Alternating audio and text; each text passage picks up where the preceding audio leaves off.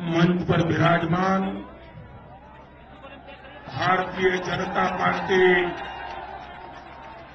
प्रदेश के महासचिव श्रीमान रामचंद्र बेहरा जी, मंच पर विराजमान श्रीमती संतोष अहलावत जी, श्रीमान दाताराम जी गुजर, मंच पर विराजमान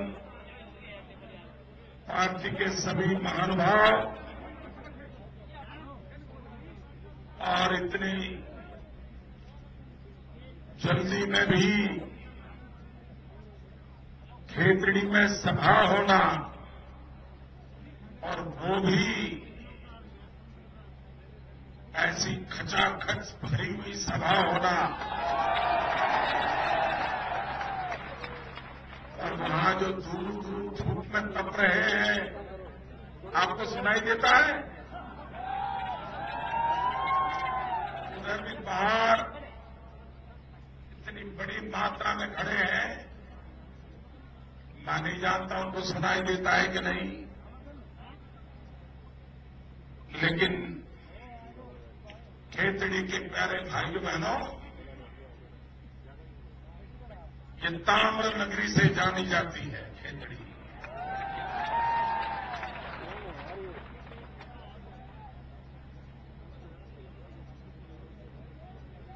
और ताम्र का महत्व हमारे देश में हर शुभ काम में होता है।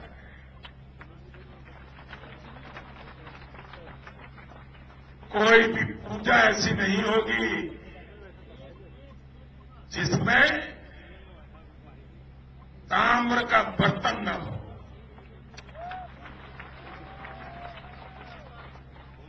सोने का भी बर्तन पूजा में नहीं चलता।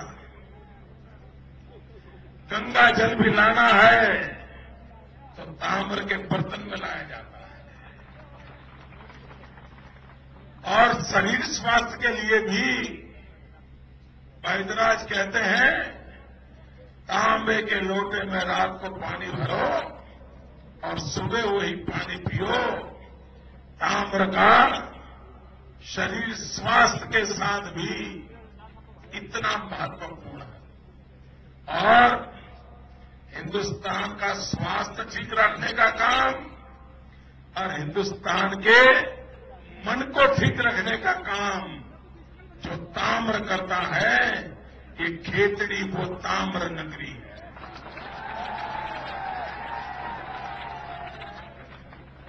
इतना ही नहीं, खेतड़ी ने पूरे विश्व में डंका बजा दिया था। स्वामी विवेकानंद 3 बार खेतड़ी में आए और एक खेतड़ी की ताकत देखो। जब वो यहां आए तब तो वो नरेंद्र थे,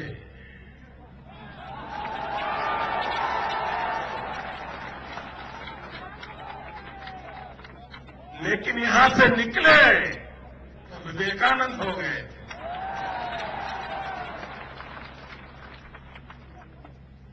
और ये खेतड़ी की ताकत है कि जिसने विवेकानंद नाम तो दिया और विवेकानंद को एक नया चेहरा भी दिया। पहले विवेकानंद जी साफा नहीं बांधते थे।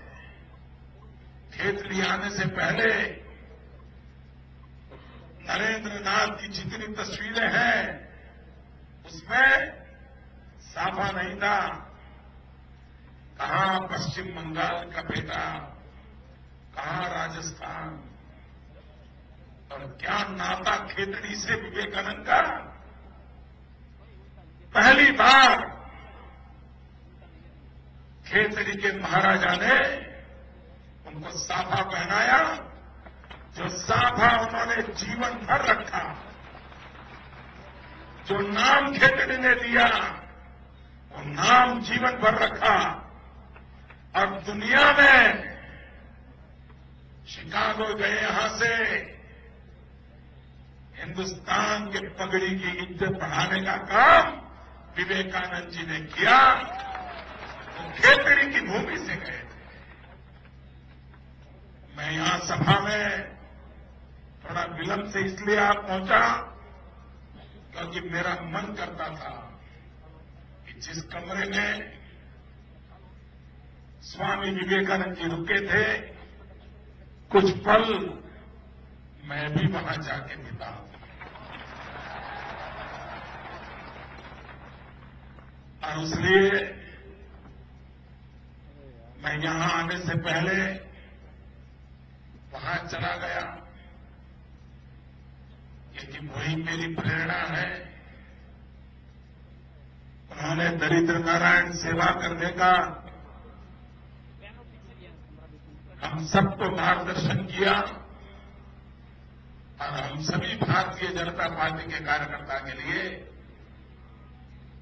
स्वामी विवेकानंद का हर शब्द हम लोगों के लिए एक बहुत बड़ी प्रेरणा है।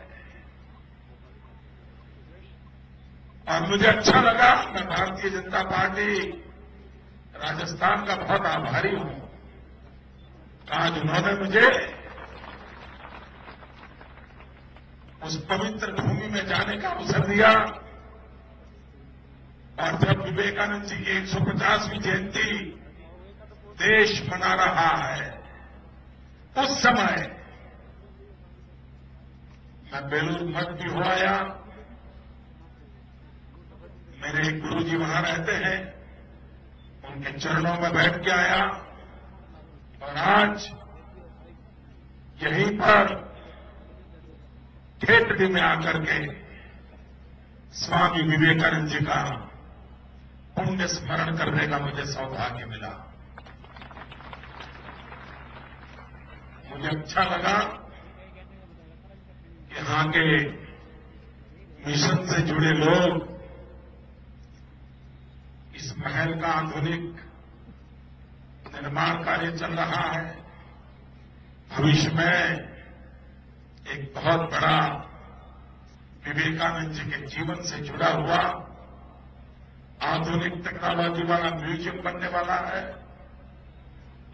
और इसके खातिर खेतड़ी टूरिज्म के नक्शे पर अच्छी जगह बनाने का मुझे विश्वास है। भाइयों बहनों, ये ताम्र नगरी तो है, लेकिन मुझे चिंता है।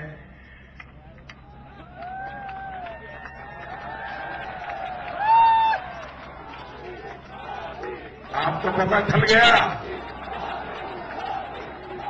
मुझे किस बात की चिंता है? आपको पता चल गया?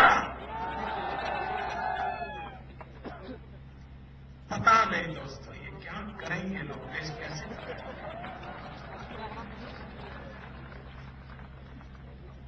और इसी विषय के मंत्री भी दिल्ली में, इसी राजस्थान के खनिज के मंत्री हैं। और यहां कारखाना बंद होने के कगार पर खड़ा है। जो लोग रुपया नहीं बचा पा रहे, रुपया, वो कारखाना क्या बचा पाएंगे? देश का रुपया लुढ़क रहा है, उसकी कीमत टूटती जा रही है। और बड़ी स्पर्धा चल रही है कि दिल्ली सरकार की आबरू पहले गिरती है कि रुपये की कीमत पहले गिरती है। ये दोनों के बीच में बड़ी स्पर्धा चल रही है।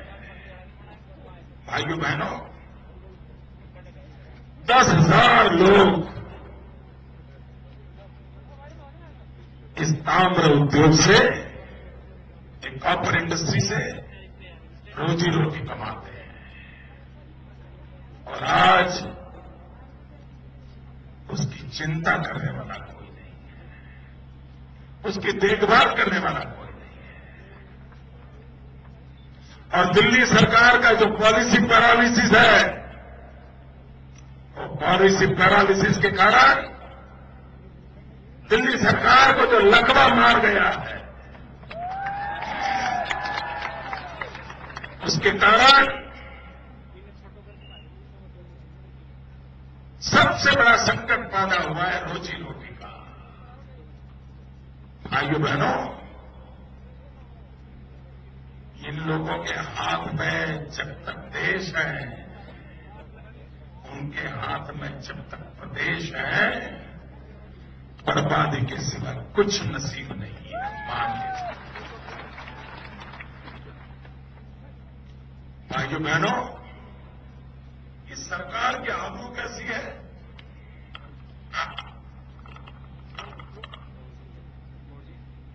ये लोग कहते हैं हमें वोट दो।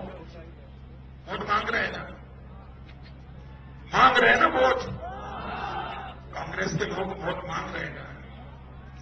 किस बात के लिए वोट मांग रहे हैं बताओ? नहीं भाई, कुछ अच्छा किया है जो वोट मांग रहे हो आप? आपने जनता का कुछ भला किया है क्या वोट मांग रहे हो? राजस्थान का भला किया है क्या? किस मुंह से वोट मांग रहे हो मुझे समझ नहीं आ रहा है। और आप भी भले लोग हैं, उनकी बात सुन रहे हो, सुनने के काबिल है क्या? आप देखिए, जिस सरकार को कोर्ट ने लताड़ा हो, राजस्थान की हाई कोर्ट ने लताड़ा हो और बहुत बुरे शब्दों में लताड़ा हो और कहा हो कि अगर ये नहीं चला सकते हो तो छोड़ दो, ये सुप्रीम, आपकी राजस्थान की हाई कोर्ट और सुप्रीम कोर्ट दोनों ने लताड़ा इनको। आपको राज करना नहीं आता है, ये भी कह दिया। आपको सरकार चलाना नहीं आता है, ये भी कह दिया। आपको कोर्ट के हुक्म में भरोसा नहीं, ये भी कह दिया। आप कोर्ट को भी मानते नहीं, ये भी कह दिया। आपको लॉ एंड ऑर्डर की परवाह नहीं, ये भी कह दिया। इस देश की सुप्रीम कोर्ट कहे कि आपको काम करना आता नहीं है, इस प्रदेश की हाई कोर्ट कहे आप निकम्मे हो, फिर भी बैठे हैं। और इनकी हिम्मत देखो सर, इसके बाद भी वोट मांग रहे हैं।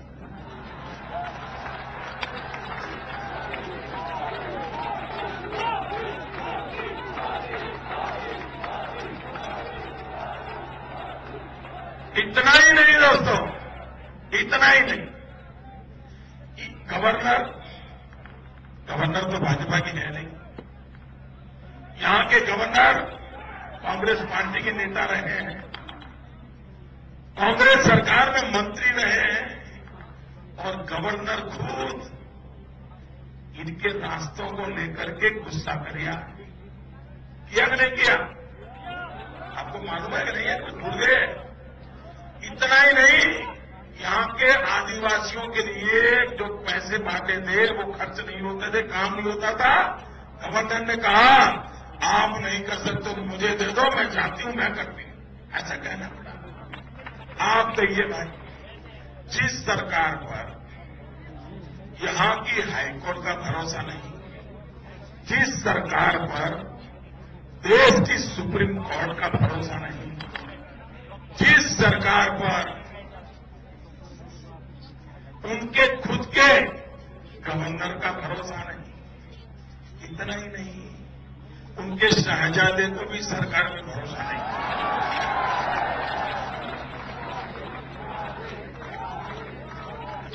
उनको भी भरोसा नहीं है। यहां जब भरतपुर जिले में दंगे हुए तो वो सरकार को बताए बिना वहां पहुंच गए, पता है ना?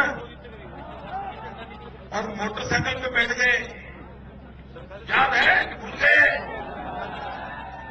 और मोटरसाइकिल पर बैठे सरकार को बताए भी नहीं, क्यों?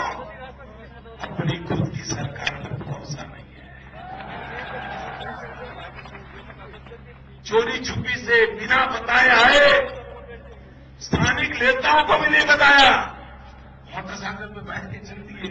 मीडिया वालों को बताया था और किसी को नहीं बताया, कैमरा वालों को बता दिया था। लेकिन फोटो के बिना तो जी नहीं सकते, टीवी पर नहीं आए तो मेहनत किस काम की। और मोटरसाइकिल पर किसके साथ बैठे थे मालूम है? कौन था वो? कौन था वो?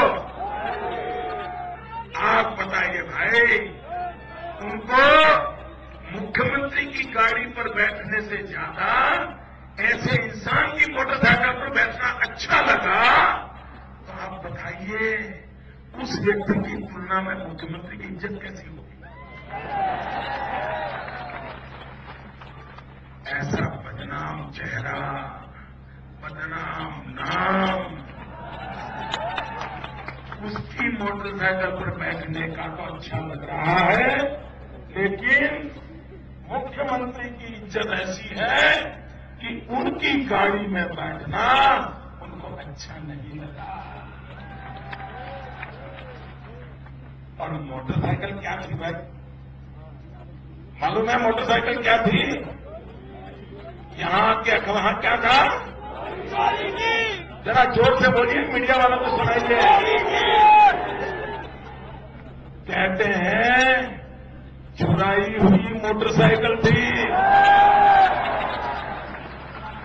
जिस राज्य में शहजादे चुराई हुई मोटरसाइकिल पे हिस्ट्री शीटर इंसान के साथ बैठ करके भरतपुर जिले में जाना पसंद करते हैं, लेकिन अपनी सरकार के ऊपर भरोसा नहीं करते, यानी कितनी नीचे गया होगा भाई? क्या कभी सुना है आपने? भाइयों बहनों, जिस सरकार की इज्जत उनकी पार्टी के सामने ठीक नहीं है, जिस सरकार की इज्जत उनके गवर्नर के सामने ठीक नहीं है, जिस सरकार की इज्जत उनकी सुप्रीम कोर्ट में ठीक नहीं है, जिस सरकार की इज्जत हाई कोर्ट में ठीक नहीं है, और जिस सरकार की इज्जत जनता जनार्दन के दिल में भी ठीक नहीं है। भाइयों बहनों, जिस सरकार पर किसी ने भरोसा नहीं किया, मेरे राजस्थान के लोग उन पे भरोसा करेंगे? आप उन पे भरोसा करोगे? खेतड़ी में उन पे भरोसा करोगे? झुंझुनू जिले में भरोसा करोगे? भाइयों बहनों, इन पे भरोसा नहीं किया जा सकता। आप कहिए भैया, ये मेरा राजस्थान वीरों की भूमि है, और ये राजा महाराजाओं के समय वीरों की भूमि थी, ऐसा नहीं। देश आजाद होने के बाद पाकिस्तान के साथ लोहा लेना हो, चीन के साथ लोहा लेना हो, आतंकवादियों से मुकाबला करना हो, देश के लिए जान देने वाले हमारे जवान ये इसी भूमि की बदौलत है। मैं आज इस खेतड़ी की भूमि से राजस्थान के उन वीर शहीदों की माताओं को प्रणाम करता हूं, जिन माताओं ने देश के लिए मर मिटने वाले जवानों को जन्म दिया। उन माताओं को मैं प्रणाम करता हूं, उनके इस त्याग और तपस्या को प्रणाम करता हूं, और आजादी के बाद देश की रक्षा करने वाले, अपने जीवन को न्यौछावर करने वाले मेरे उन वीर सैनिकों को साष्टांग दंडवत करता हूं।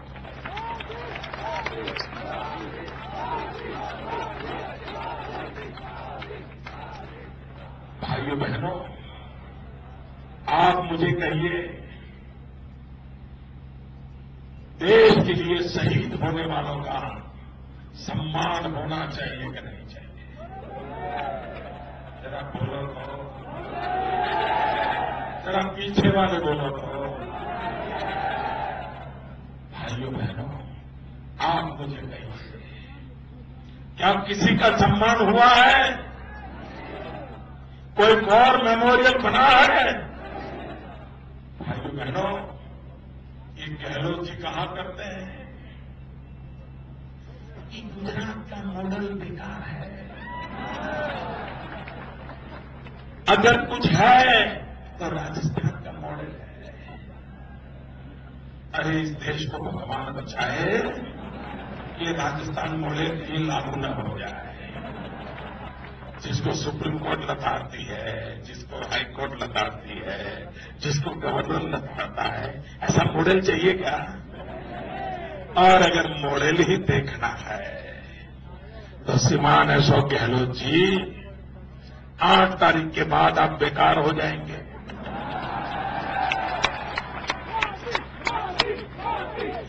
आपके पास कोई काम नहीं होगा।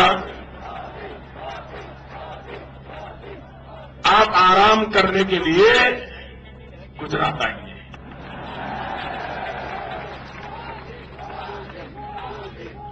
और उनका बेटा मेरा दोस्त है, इसलिए मेरा ये तो अधिकार बनता है, मैं कह सकता हूं कि परिवार के साथ आप आइए, मेरे मेहमान बनिए और मैं आपको कच्छ के रेगिस्तान में ले जाऊं।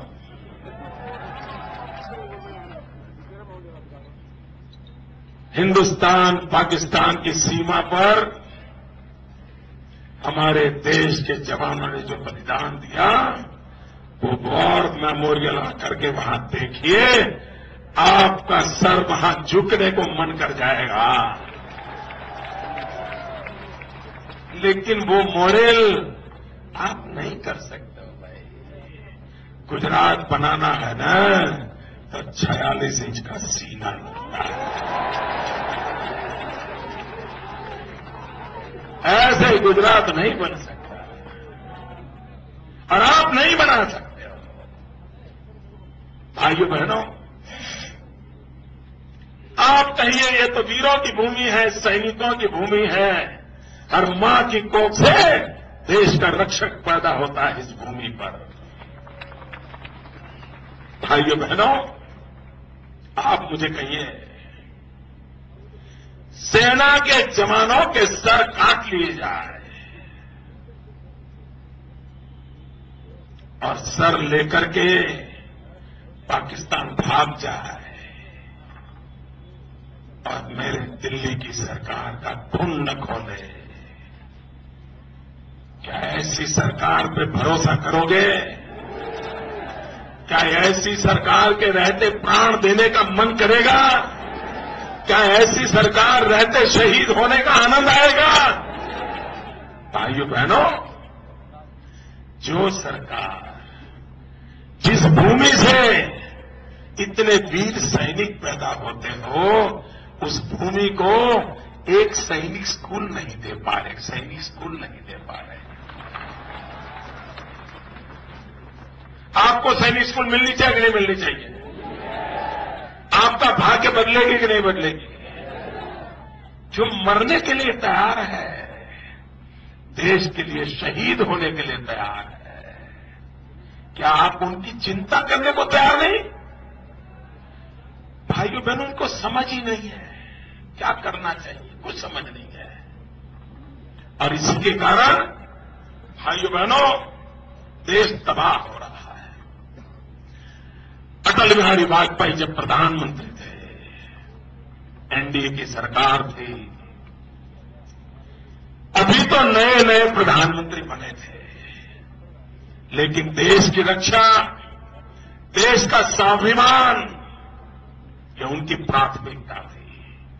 और इसलिए अटल बिहारी वाजपेयी थे जिन्होंने राजस्थान की धरती पर पोखरण में अणु विस्फोट करके दुनिया को बता दिया हिंदुस्तान क्या है।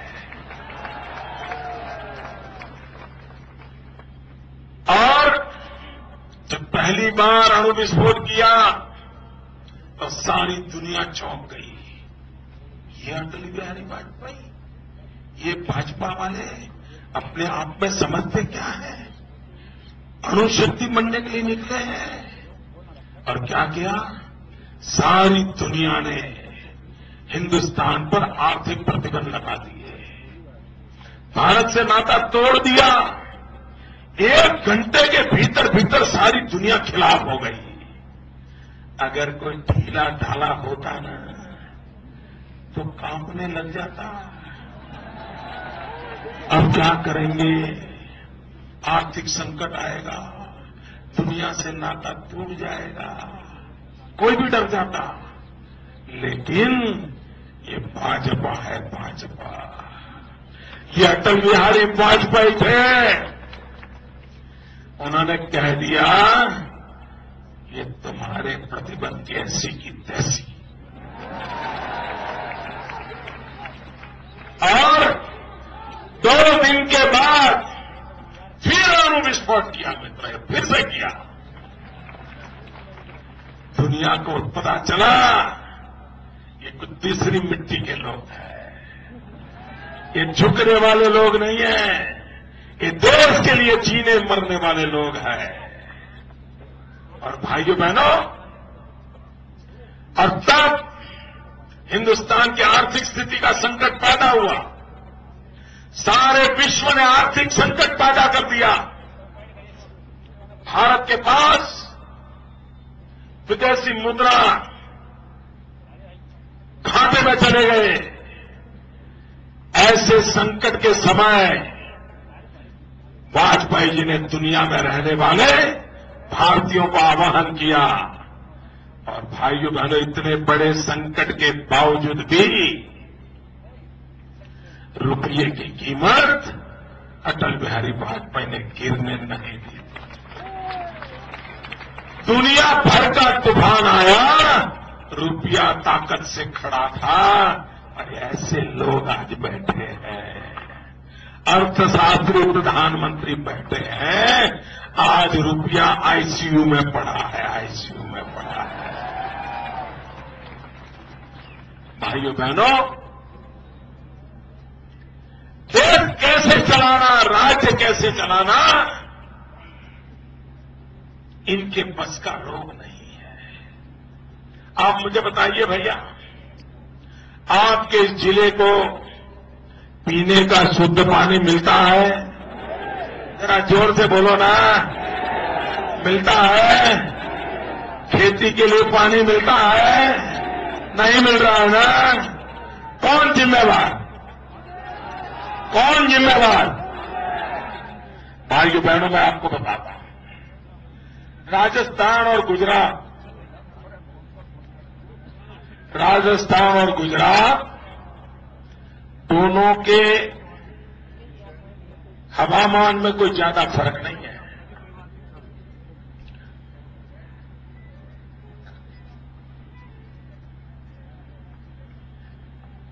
आपके यहां भी रेगिस्तान है, मेरे यहां भी रेगिस्तान है।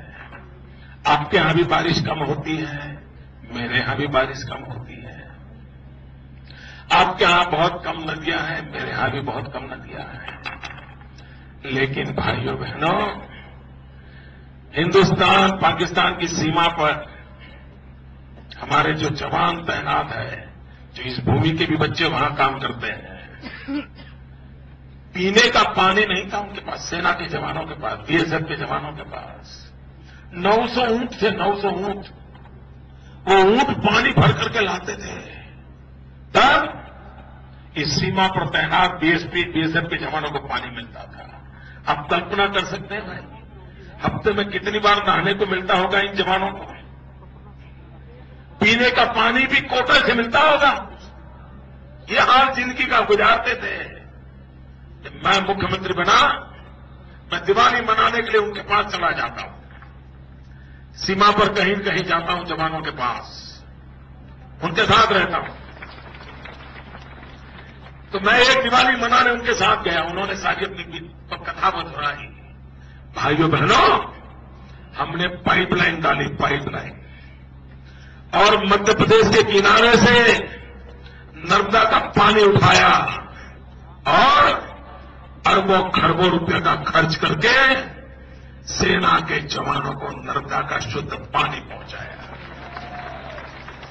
इतना ही नहीं, गुजरात में 4000 गांव ऐसे थे जो 12 महीना टैंकर का पानी पीते थे।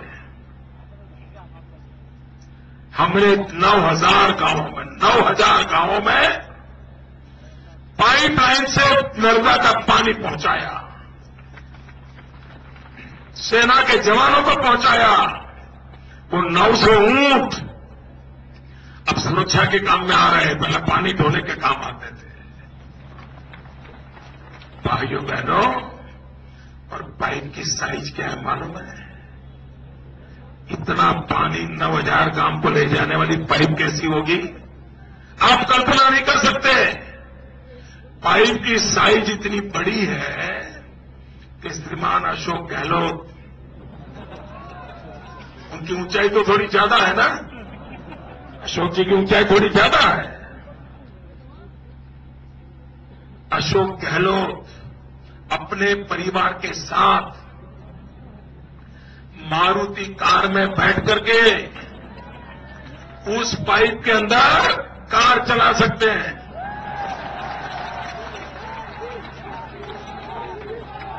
इतनी बड़ी पाइप है, वो मारुति कार लेकर के सड़सड़ाहट पाइप में निकल सकते हैं। इतनी बड़ी पाइपलाइन लगा करके पानी पहुंचाया है। और ये सारा काम ये 6 साल में हुआ है। दोस्तों, क्या यहां की सरकार नहीं कर सकती थी आपके पानी के लिए? करना नहीं है। खेती का विकास क्या नहीं हो सकता है? यहां की बंजर भूमि में भी हो सकता है। भाइयों बहनों, मेरा कच्छ वैसा ही जैसा आपका इलाका है। आज कच्छ में से मैंगो, आम दुनिया में एक्सपोर्ट होता है। दोस्तों, अगर करने का इरादा हो तो भाइयों बहनों, जंगल में भी मंगल खड़ा किया जा सकता है। लेकिन ये कांग्रेस की सरकार, उनका विकास में विश्वास नहीं है। भाइयों बहनों, विकास अगर करना है, 3 महत्वपूर्ण बातों पर बल देना होता है। एक, कृषि विकास होना चाहिए। दूसरा, मैन्युफैक्चरिंग का विकास होना चाहिए, उद्योग लगने चाहिए। जवान थोड़े इधर उधर होते रहिए ताकि पीछे वालों को दिखता रहे, आपकी भी तबीयत ठीक रहेगी। हाँ, थोड़े हिलते फिरते रहिए, आप भी थोड़ा हिलिए, कोई फर्क नहीं पड़ेगा। 8 तारीख को सरकार जाने वाली है।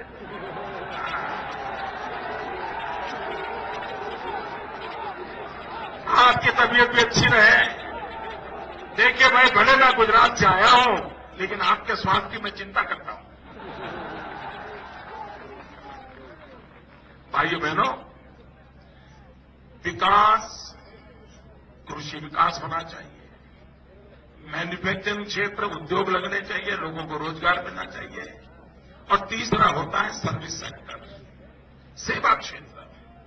इन तीनों को बराबर बराबर विकास होना चाहिए, तब जाकर के विकास होता है।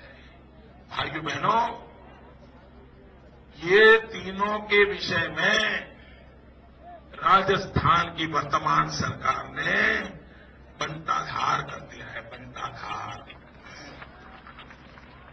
क्या ऐसी बंटाधार सरकार को फिर से लाना है? ऐसी बंटाधार सरकार को फिर से लाना है? आप देखिए, जब वसुंधरा जी थी तब आपके राज्य का विकास दर था 9%, 9% था। ये महाशय की सरकार आने के बाद सिर्फ 4.9% हो गया, 5 से भी कम। मुझे बताइए, ये मध्य प्रदेश, ये राजस्थान का घाटा हुआ कि नहीं हुआ? राजस्थान का घाटा हुआ कि नहीं हुआ? भाइयों बहनों, जब वसुंधरा जी थी, यहां का कृषि विकास दर था 4% से ज्यादा, हिंदुस्तान की एवरेज से भी ज्यादा था।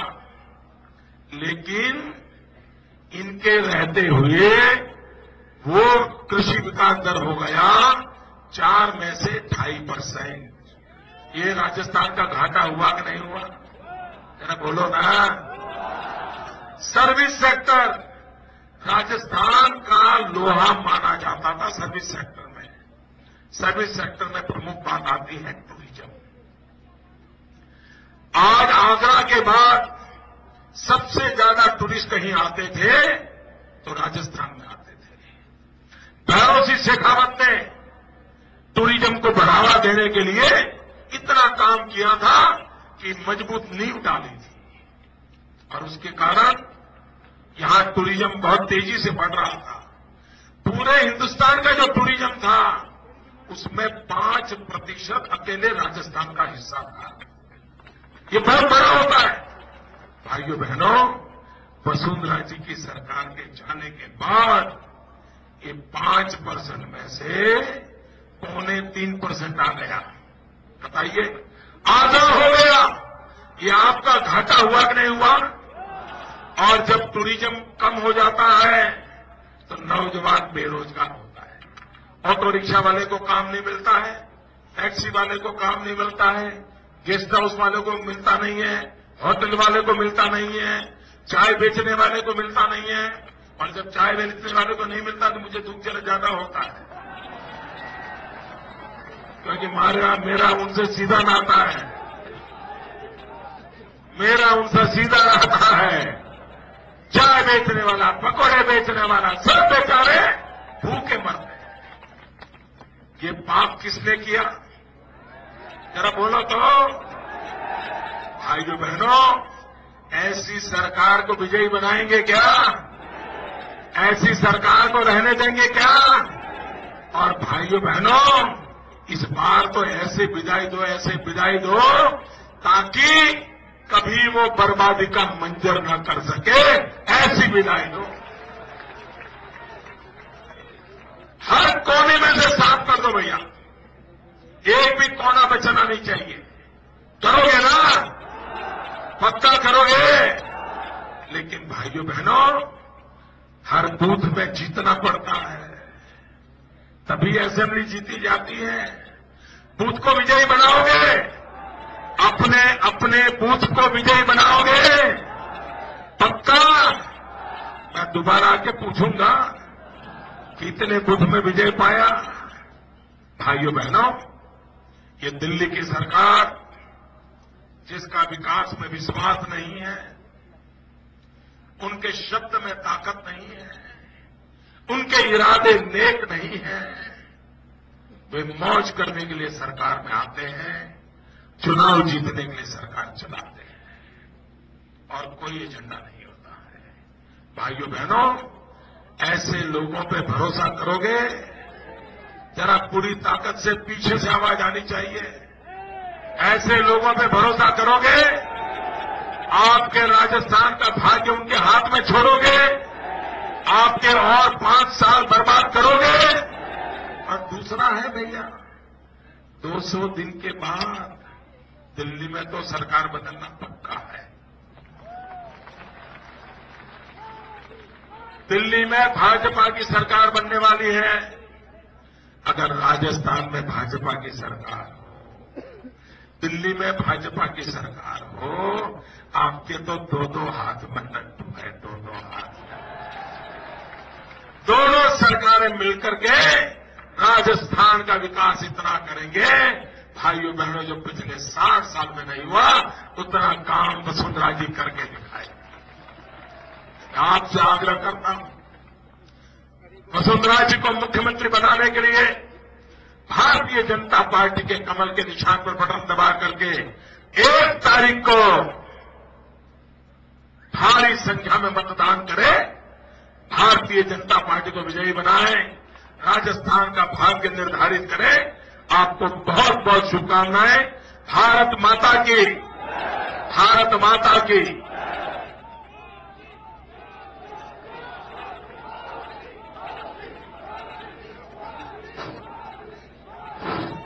भारतीय जनता पार्टी, भारतीय जनता पार्टी, भाई नरेंद्र मोदी, भाई नरेंद्र मोदी, भारतीय जनता पार्टी।